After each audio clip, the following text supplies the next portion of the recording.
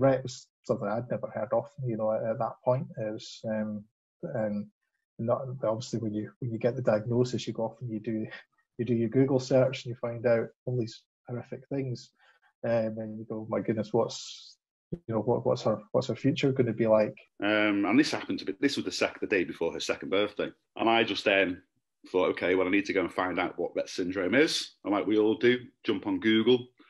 And I took myself into a small office at work, and I work in hospital as well, and Googled Rett syndrome. And again, as I'm sure you know, you get the horror stories that jump up first. Yeah.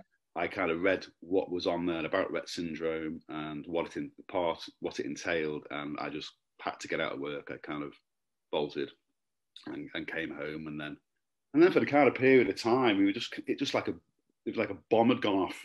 I would say that in general, I'm quite a positive person. I'm quite a resilient person. But I always remember the light bulb moment when reading up that there was no cure for Rett syndrome. That was the kind of really difficult thing to accept, because I think you always have that little bit in you where you look at your daughter and you think, this doesn't look great, but you always have that hope that, one day, there'll be a cure, or she'll grow out this when you didn't know what it was, and she'll be fine. But to have that kind of, there's no cure for this condition. And then, as you say, some of the symptoms that go along with it, like, for example, scoliosis, and since that, Dion's had major surgery in her spine. Back then, you're thinking, that's what kind of hope is there for Dion in terms of what kind of life is she going to have? And I remember the joy of life sort of left me for quite a long time. At the time I was a season ticket holder at Warrington Wolves, and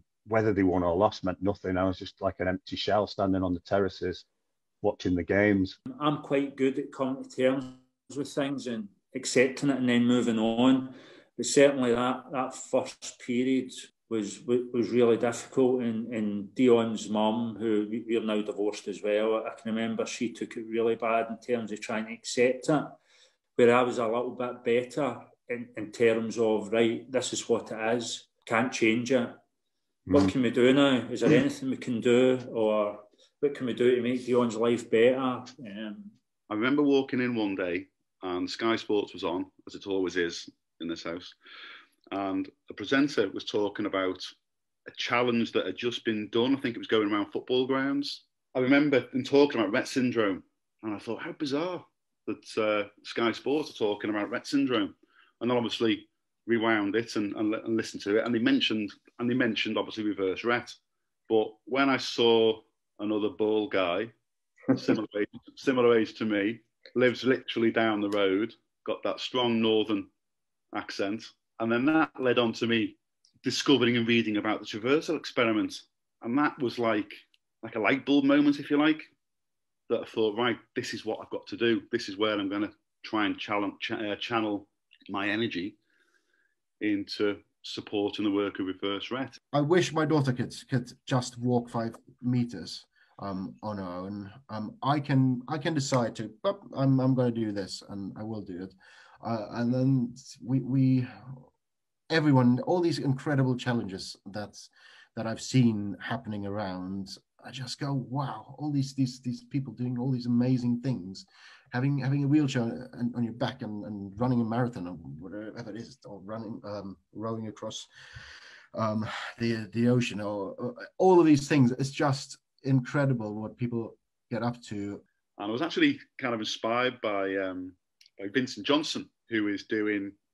Was he doing 5K a day for 10 years or something like that? Been doing it over a year now, I think. I think part of that sort of initial, sort of research and things when we found Reverse Rett. It was right about the same time. It was almost, sort of a breath of fresh air, if you like, to find that there was some work going on, and that could potentially reverse the condition in the future. So that was something to sort of cling on to, and all the sort of darkness of, well, what's Eliza's future going to look like? There was this kind of hope that maybe she could have a brighter future. And then I thought, really need to look at the big picture here. Even if there's not a cure for Dion, there will be a cure for somebody's grandchild, somebody's great-great-grandchild, whatever. Down the line, there will be a cure for this.